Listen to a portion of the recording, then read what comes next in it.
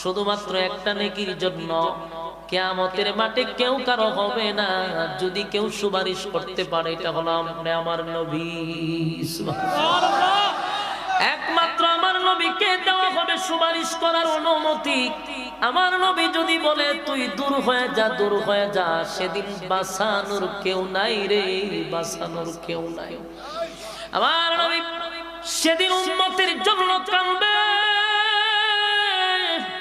উম্মতরে জাহান্নাম থেকে বাঁচানোর জন্য দুনিয়াতে যেমন কাঁদছে পরকালেও আমার নবী কাঁদবে।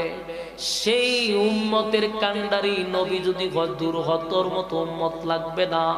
হায় হায়, আপনার অবস্থা কি হবে, আপনার অবস্থা কি হবে, ভয়াবহ পরিস্থিতি হবে।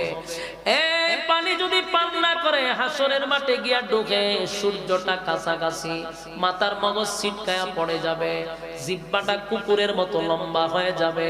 একদিন দুই দিন নয়, বছরের পর বছর, হাজার বছর পর্যন্ত দাঁড়ায় থাকতে হবে।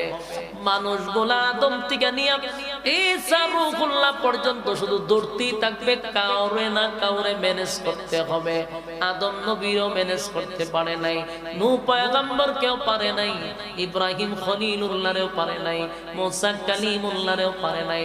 সমস্ত নবীরা বলবে ইয়া রাব্বি নাফসি,